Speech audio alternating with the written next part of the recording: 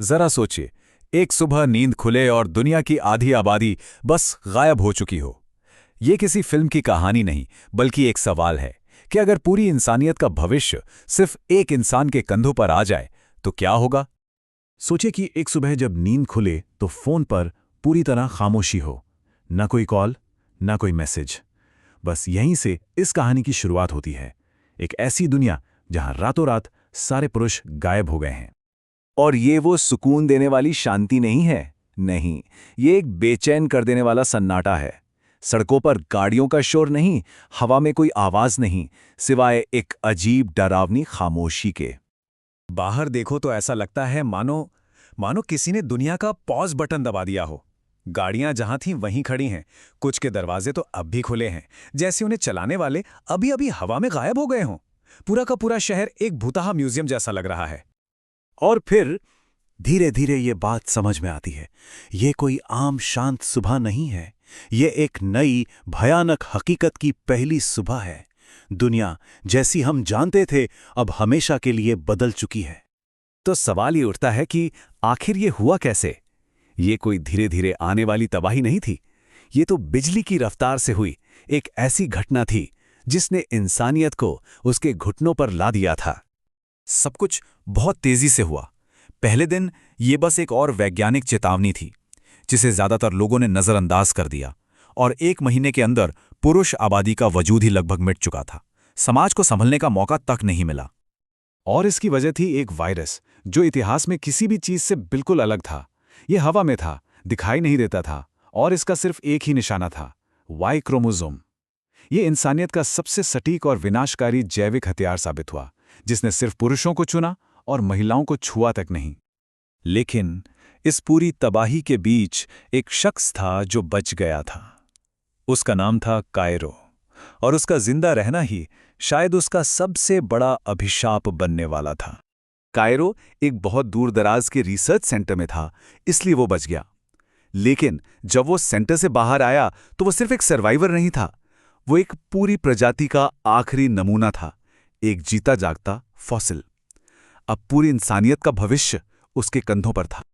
अब जाहिर है जब दुनिया को कायरो के बारे में पता चला तो उसे डर, हैरानी और एक अजीब सी उम्मीद की मिलीजुली नजर से देखा गया।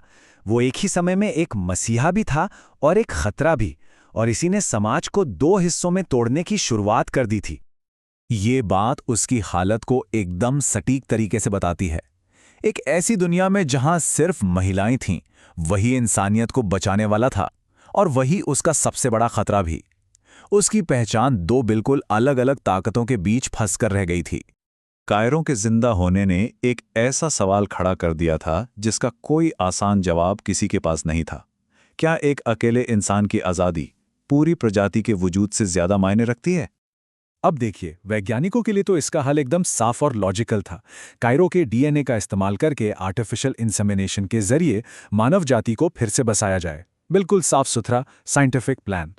लेकिन इस साफ सुथरे दिखने वाले प्लान की एक मानवीय कीमत थी। जेनेटिक डाइवर्सिटी की कमी आने वाली पीढ़ियों को और भी बड़े खतरे में डाल सकती थी, और कायरो के लिए इसका मतलब था अपनी आज़ादी को हमेशा के लिए कुर्बान कर देना, एक इंसान से एक वैज्ञानिक संपत्ति बन जाना। और बस इसी मुद्दे पर समाज दो हिस्सों में बंट गया। एक तरफ वो लोग थे जो मानते थे कि इंसानियत को बचाने के लिए एक व्यक्ति की कुर्बानी देना जरूरी है, तो दूसरी तरफ वो थे जिनका मानना था कि किसी एक इंसान के अधिकारों को कुचलना कभी भी सही नहीं हो सकता, चाहे दांव पर कुछ भी क्यों ना लगा हो। लेकिन जब इंसानियत अपनी इस मुश्किल में उलझी हुई थी, तब कुदरत अपना एक अलग ही खेल खेल रही थी। एक ऐसा खुलासा होने वाला था जो सब कुछ बदल कर रख देता। वैज्ञानिक तो अपने रास्ते पर एकदम पक्के थे। उन्हें यकीन था कि कायरो का डीएनए ही एकमात्र उम्मीद है। वो ये सोच भी नहीं सकते थे कि वो गलत हो सकते हैं। पर क्या हो अगर वो पूरी तरह से गलत थे? क्या हो अगर इंसानियत को बचाने का उनका पूरा का पूरा प्लान ही एक बहुत बड़ी गलतफहमी पर बना हो? सच्चाई तो ये थी कि इंसानियत को किसी मसीहा की जरूरत थी ही नहीं। कुदरत खुद को ठीक कर रही थी। कुछ महिलाओं में सालों से शांत पड़े वाई क्रोमोसोम अपने आप एक्टिवेट हो रहे थे। वायरस का असर कभी भी परमानेंट नहीं था। इसका मतलब कायरो आखिरी आदमी नहीं था, वो सिर्फ पहला सर्वाइवर था। इंसानियत को बचाने के लिए उसकी जरूरत नहीं थी, भविष्य उसकी डीएनए पर नहीं, बल्कि कुदरत की अपनी शक्ति पर निर्भर था। तो ये कहानी हमें सिखाती क्या है? ये सिर्फ पुरुषों के बिना एक दुनिया की कहानी नहीं है। ये शक्ति, डर और खुद इंसानियत के बारे में है। पहला सबक है पावर के बारे में। कायरो सिर्फ इसलिए कि वो अकेला था, दुनिया में ताकत का सेंटर बन गया। और इतिहास हमें सिखाता है कि जब भी शक्ति किसी एक जगह पर इकट्ठी होती है तो टकराव होना तय है। और दूसरा सबक है डर का। दुनिया से खत्म हो जाने के डर ने समाज को अंधा कर दिया था और वो एक व्यक्ति के अधिकारों को पूरी मानवता की जरूरतों के खिलाफ तौलने लगे थे। जब डर सोच समझ पर हावी हो जाता है तो हमारी इंसानियत ही दांव पर लग जाती है।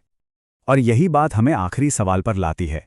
जब एक इंसान के अधिकारों का टकराव पूरी प्रजाति के वजूद से होता है तो सही चुनाव क्या है?